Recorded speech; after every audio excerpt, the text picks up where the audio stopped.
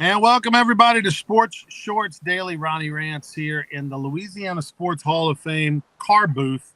Tommy Krysan joining us from Court Street Cafe over in Port Allen, where they have restaurant week going on this week. Today on Sports Shorts Daily, presented by LeBears, we're going to talk conference realignment. It's a topic that just won't go away. Why should it? It is going to be fascinating, not only this year, but next year, even over the next 13 years. Conference realignment is going to come into play. We're going to talk about that. Obviously, Wimbledon just wrapped up. The Joker won another men's title. Actually, two fat guys are going to talk tennis here because I got some thoughts that I want to get from TK about Novak Djokovic, arguably the greatest tennis player of currently. Is he the greatest ever? Also, the this is British Open week. We should probably get our resident golf expert, Buzzy Heidel, to join us later in the week, Mr. 72.6, to see who he likes for the British Open. We'll see if we can't get Buzz on Thursday morning to join us. But it's British Open week. Rory McIlroy had some comments about that week, but also about Live Golf, which is a topic that, again, much like conference realignment, not going anywhere. It's here to stay. And Rory McIlroy kind of crawfished off of some comments that he made a little bit earlier. Greg Norman spoke for the first time about his snub, getting invited to the Champions Dinner and all that sort of thing with the 150th anniversary of the British Open. Also, the Baton Rouge Rougarou return home. They start tomorrow, a 6-game homestand, 6 games in a row, 6 nights in a row at Goldsby Field. All games 7:05 first pitch. A lot of great specials coming up. We'll tell you about the Rougarou 4-3 in the second half of the season. 7 games in, 4 wins, 3 losses. Have knocked off some good teams, not named Seguin, by the way. They've gotten some wins against Brazos Valley, against Acadiana Cane Cutters, who've kind of been their nemesis this year. So a lot of great baseball, a couple new faces. Brennan Holt, former LSU Tiger, former Parkview Baptist Eagle, now an Oklahoma State Cowboy. He's playing shortstop now. But Elliot Hebert, who has been sensational this year, went 5 for 5 last night. He is hitting nearly 400 this summer in the Texas Collegiate League. The former Baton Rouge Community College Bear, who's headed to McNeese State to play for Justin Hill and the Cowboys, has been on fire. So we'll tell you more about the Rougarou. And LSU football just continues slaughtering recruits for the future in the month of July. I almost feel like they intentionally saved them for July to have to make quite the splash, and they have this summer. They have been in fuego in the recruiting game. Let's bring in TK over at Court Street Cafe. First off, Tommy, this topic of the summer has been the conference realignment. I think ever since USC and UCLA made the move, announced that they're making the move to the Big Ten, college sports has been on its head. Not just football, but just the topic of conversation with college sports has been turned upside down. It really has, and it kind of started last summer when Oklahoma and Texas said, hey, we're going to the FCC. That was the first step. And then UCLA, USC going to the Big Ten. And now, like Ross Dellinger of The Advocate said, hey, you got to read everything, take it all in, believe almost none of it, okay? There's so many things out there from who's going to join this conference, what's going to happen to the Big 12, what's going to happen to the Pac-12, the Big 10 and the Southeastern Conferences. Is that going to be 2 super conferences? I mean, there's a long list of things out there, and everybody's got an opinion, everybody's got a thought, all the national pundits and the people who cover the game on a daily basis on all the different platforms and social media. I mean, there's just so many things out there, and there's lots of things that are completely opposite. Like one story I read that the SEC presidents are reportedly, they want to stay at 16. They don't want to get larger than that. But then you turn around and you read that Florida State, Clemson, and Miami are being, might be SEC. They actively spoke to Oklahoma State last week about coming into the SEC. And, if you got Oklahoma, why not have Oklahoma State? That you can see some synergy there. So, man, it's just everywhere. And, of course, Notre Dame. Everybody's waiting on what Notre Dame. Cost them $500 million to get out of the grant of rights thing in the ACC. So you got lawyers getting ready to make a lot of money. Lawsuits are going to fly around. Ronnie, I don't know that there's an easy solution or an easy answer to all of this. There's one thing controlling it all. One thing and one thing only: money. That's it. Yeah, wherever the schools are going to be able to make the most, or the conferences, whatever, however they need to addition, subtraction, TV, that wherever it makes the most sense financially is where they're going to go. That's been the case for many, many years. They just finally are finally have gotten smart enough to figure it out, to come up with a solution that just dominates the landscape. I mean, gone are the days of anybody caring about rivalries. You know, who would have ever thunk it that Texas and Texas A&M wouldn't be playing each other on an annual basis in football? I mean, that was one of the biggest rivalry games in the world. And so if that can happen, then anything can happen. Alabama and Auburn could not play. Michigan and Ohio State could not play. USC and UCLA could not play. Like, nothing surprises me at this point. Yeah, Ronnie, one of the things I read, and it came, this is funny about Byron. He said, it feels like Greg Norman's in Georgia college football. That's pretty funny about Byron. But Ronnie, I read a lot of stuff about the Pac-12 today. And there's some guys that played at UCLA and USC, and some people that participated in other sports.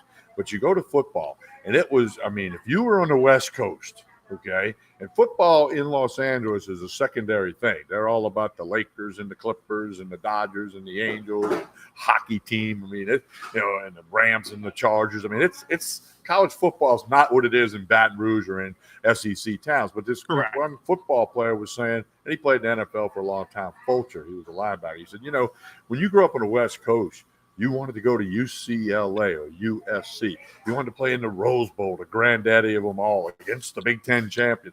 I mean, that was tradition. That was, it became a great thing about college sports. The Rose Bowl, the parade for the Rose Bowl, all of that, like you just said, Ryan, that's all going to become secondary to money, TV contracts, and playing for a championship and recruiting and NIL deals. I mean, it's just a different world. It's different for everybody involved. It's different for the schools. It's different for the coaches. It's different for the players. It's all about how much they can get, and so as fans, if we're going to support these schools, wherever your school is, if you're going to support it with your time and dollars to buy tickets, to travel, to go watch them play, to buy the gear, then you just got to know that your loyalty is not going to be reciprocated. Okay. It's not. There is no loyalty. Those coaches are going to come and go. The assistants are going to come and go. The head coaches are going to come and go. They're just trying to get as much money as they can before they get fired or get the better opportunity elsewhere. The players are there for the NIL deal, and they'll leave you in a heartbeat if they can get more money somewhere else. Or they're going to sit out because they showed enough tape and they're going to get drafted in the first 2 rounds and don't want to risk injury and don't want to bother going to school. I mean, it is as long as you're aware of that, as long as you understand, and the school's not going to be loyal. You've had those seats for 50 years. They're going to pull them from you and give them to the next guy that gave a big donation.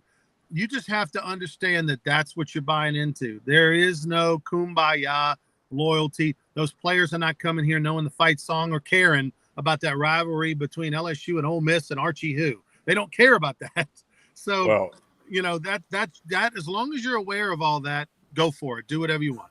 Well, let me give you a good example, Ronnie, and it directly pertains to LSU. Trey Blossman does podcasts with me. We did a Sports Take podcast last week that has been listened to 1 million times.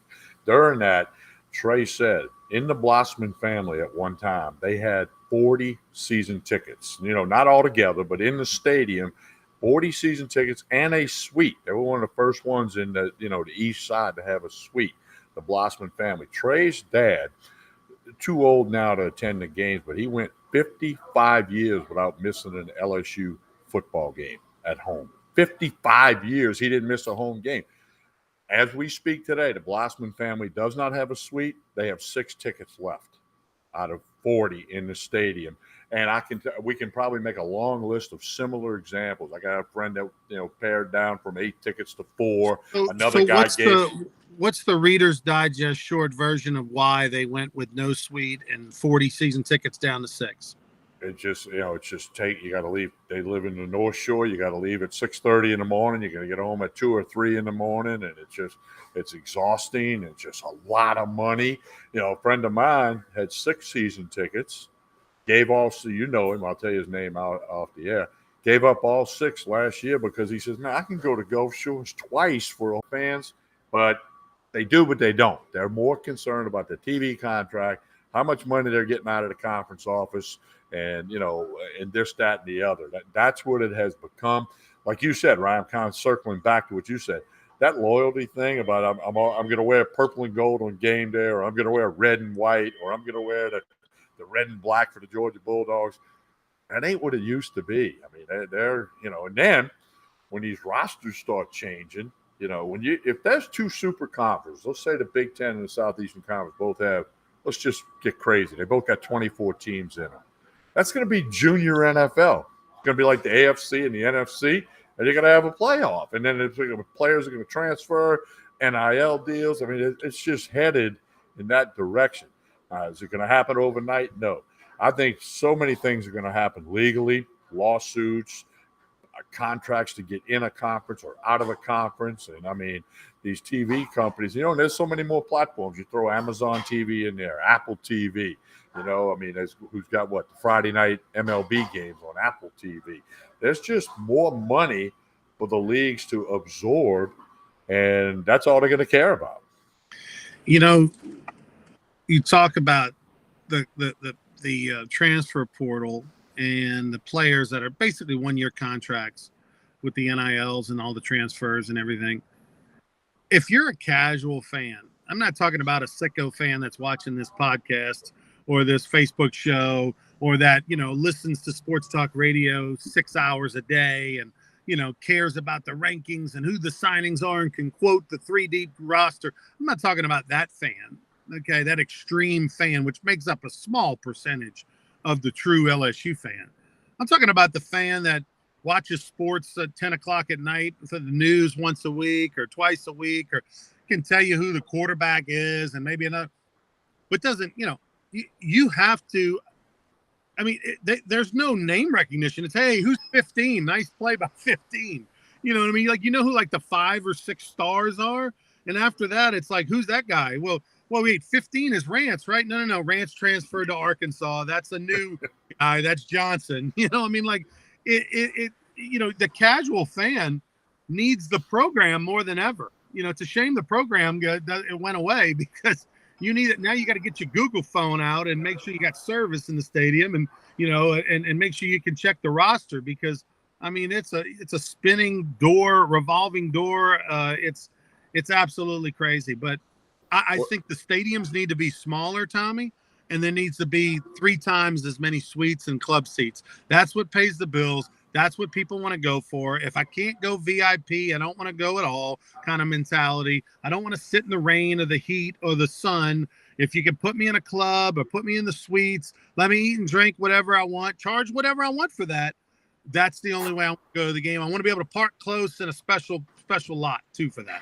Well, Ronnie, we've seen in the past 20 years, National Football League and MLB and the NBA kind of shrunk the size of the arena, added the corporate suites, the whole level in the middle of the Smoothie King Center. Look with the Superdome. Every renovation, they end up with less seats. Because here's going to be the measuring stick in the fall. Actual attendance at college football. And I'm talking, I don't mean when Auburn plays Alabama or Ohio State plays Michigan. I'm talking about on the middle of the road games. And I'm not talking about the paycheck games. I'm talking about the middle of the road games. When LSU plays Mississippi State, which is their SEC opener this year, week 3, I think it is. Are there going to be 75,000 people there? Or are there going to be less? I know the tickets are going to get sold, but actual attendance will lead right to what you're saying, to that casual fan. Well, we'll never know. We'll never know the number because that number is like the guarded secrets of.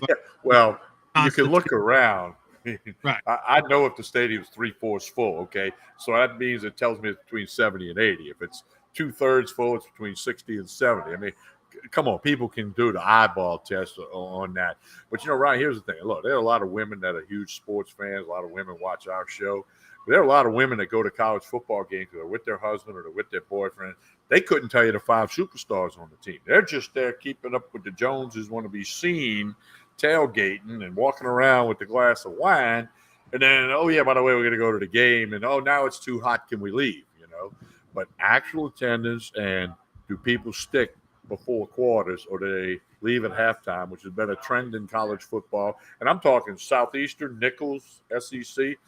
It's like they go for a little while and then it's off to something else. We live in this immediate world because of the smartphones, which is why all pro sports are trying to shrink the games in length because they know people don't want that 4-hour football game or that 3.5-hour baseball game.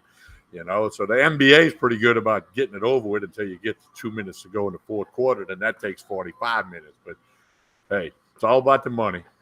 The good news is with the conference realignment transforming sports here in the next decade, potentially you may only have really good games to go to as opposed to having to have a lot of those paycheck games. If they can ever get to the point where those, 11, 12, 13 games a year are all kind of, big time games and you don't have to play a directional school from Montana, that'd be pretty good scheduling. So we'll see what happens there. Also, a lot of rumors about conference realignment, meaning will there be the Rutgers and the Vanderbilts and the Missouris? Will there be a scenario down the line where they try to kick out those schools that they really don't want? I mean, obviously they would have to buy them out, but those are topics to get into a little bit later on. I want to get to golf for a minute. It's the British Open week, and I refuse to call it the Open. It is the British Open, just like it is the United States Open, the Canadian Open, the Australian Open. It's the British Open at St. Andrews. Rory McIlroy, and we talked about this last week. Greg Norman not invited. He's a two-time champion. Didn't even get invited to the Champions Dinner and all the other celebrations because he's the head of the Live Tour, and obviously the RNA, the Royal and Ancient governing body of golf, and the people who put on the Open are backing. Don't want that distraction. And they're kind of backing their PGA brethren by boycotting him this year. He didn't say much last week. He finally said something, and then Rory McIlroy had some comments. Yeah, well, McIlroy last week said he made the comments. I read them all. With me, Ronnie, I'm reading a lot of this stuff. He said they ought to all sit down at a big table, close the door, and figure something out. Well, he got asked about that when he got to St. Andrews for the 150th British Open. They asked him to elaborate. And then he went off. He said he wished the Live Golf went away. He wished it disappeared tomorrow. And he said they're doing it for the wrong reasons. And he started talking about Arnold Palmer and Jack Nicklaus and what they made. They built the PGA Tour and gave so many people this platform to make money and compete at the highest level of professional golf. So McIlroy was quite bold with his comments after kind of sounding kind of like he was going to go rah-rah last week, not this week. And, of course, I mean, the Tiger Woods story, they're showing him on the putting green today, hitting somebody else's ball with his ball, and then they're all laughing about it. Again, you're going to see Tiger Woods 80% of the time this week when you get up early to watch the British Open. But I get it. It's his last shot ever at St. Andrews, and we don't even think it's that good of a shot. But he's won there. It's the history, what Tiger Woods has meant to the game of golf. And, there's a lot of storylines flying around. And then, you got Morikawa, the defending champ of the British Open, not at St. Andrews, but last year he won it. There's a lot of storylines flying around, and I'm looking forward to the Open, the British Open, and everything that comes out of that. And then watch how the Live Golf topic kind of gets swept under the rug for a few days. Greg Norman, who's the head of Live Golf, the two-time champion who was snubbed and has every right to be upset, he had a comment. What did he say? He said it was petty for them not to invite him because he said, I have tried to grow the game of golf globally, not just in one place, for decades, literally back into the 80s when he won his first British Open. Correct. Greg Norman, the Shark, okay? How many people had a shark hat and a visor and the shirt and the windbreaker? He was one of the first to take the business thing to the new level with the shark logo and his line of clothing and hats and all that. He said he thought it was petty, and in a way, I agree with him. I agree 100%. But the RNA said, well, they didn't want it to be a distraction. Well, what? Come on. You made it a distraction by not inviting him, and now that's you made it a bigger. It's bigger that you didn't invite him than if you let him come in there and maybe said, hey, if they ask him about it, he can say, hey, I'm here to celebrate St. Andrews and the British Open. Let's talk about that next week. That's all he had to do, or all the RNA would have to do. If they're the leader of the RNA, gets questions, just say, hey, we want to speak about this week's championship at St. Andrews, the 150th anniversary of this great golf tournament at the home of golf, where you've played golf and millions of others have. You could have deflected it. Would have been a lot better than snubbing somebody to the level of Greg Norman. All right, we're going to wrap things up. I want to tell you a little bit about the Baton Rouge Rougarou. Make your plans to attend brrougarou.com. We play at home. The Rougarou Dude, Texas Collegiate League, wood bat team on our heater right now, 4-3 in the second half. Added a couple of players from the Baton Rouge area. Trip Haddad, who was a Jesuit product, was on the LSU roster all fall right before the spring. Brennan Holt transferring from LSU to Oklahoma State. They're now with the team. Elliot Hebert and Lane Hutchinson have been on fire. Baton Rouge Community College products. They both are having fantastic seasons. Jaden Brasso, who's going to be going to Southern this year, has been really the most consistent pitcher all year long for the Baton Rouge Rougarou. Fun brand of baseball. Go check it out. 7 o'clock, 6 games in a row, Tuesday through Sunday this week. Tuesday, tomorrow night, $2 Tuesday. So $2 specials all at the concession stand. Wednesday is Win-Win Wednesday. All students get in free, as well as you get a gift card if the Rougarou win on the way after the game. Thursday's Throwback Thursday. We've got retro pricing on food and drink at the concession stand. Friday, we have fireworks during the 7th inning stretch. Saturday, we've got the Cheeseburger in Paradise, $2 cheeseburgers from Chris's Specialty Meats, half-price frozen margaritas. And Sunday, we're honoring all first responders with free tickets. We got a special national anthem. We're wearing our camo hats and doing some other special things during the game. So lots going on. brrougarou.com. Bring your kids. They're going to have a great time. And don't tell me it's too hot, because we got the only refrigerated, air-conditioned VIP viewing suite for all fans to sit in to cool off. It's 18.9 degrees in there. It's right behind the first base dugout. It's got tiered seating. You can go in there, have a cold beer, have a daiquiri, and just cool off for a few minutes, and then you're good to go. So we hope to see it.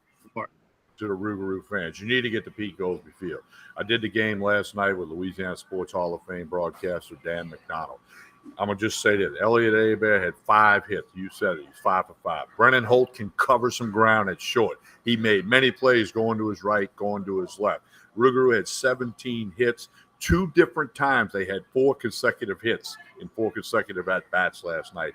They swung the bats, and they played probably, I'm going to say that I haven't seen all the road games, but probably their best all-around game. The one error they committed didn't really hurt, and they win the game 12-6 against Acadiana, who won the first half of the Texas Collegiate League. So you need to get to Pete Goldsby Field this week. 6 nights in a row. Pick one night, pick all 6, and we need to see you out there. And I'll say one thing on the other side of all the good stuff, Ronnie. If Ty Ringo pitched for Jay Johnson, the games would be 8 hours and 20 minutes long. He takes a while, Coach. Oh, no, Ronnie, I've never seen. I mean, I'd like to drink a beer with the guy and have fun, but I've never seen, even with nobody on base, 8-run lead. And it's like, I mean, I've never seen a pitcher. I said very deliberate. And I said, I guess that's the word Dan McDonald said. You're being kind. All right, tell us about Court Street Cafe. Hey, it's Restaurant Week this week in West Baton Rouge. Go to wbreats.com. They got all the info, and Court Street Cafe's got dinner specials each night as part of Restaurant Week. Chicken bruschetta, catfish St. Michael, order ribeye steak available at 4 p.m. each day. Court Street Cafe, they're participating. They're going to have music out on the patio Saturday night. We'll get you some info on that. So do check it out. West Baton Rouge Restaurant Week and Court Street Cafe right here in Port Allen. Very happy to participate. Connect with them on Facebook and Instagram. You'll get all the info. WBRE, West Baton Rouge, WBRE. Check out, see what Court Street Cafe specials they have, as well as Bruley walk-ons as well. All right, we'll be back on Thursday and Friday this week. We've got some Rougarou summer camp stuff going on with the kids Tuesday and Wednesday morning, so we'll join you Thursday and Friday at 9 a.m. For Tommy Chrysan, I'm Ronnie Rance. Thanks for watching Sports Church Daily, presented by LeBears.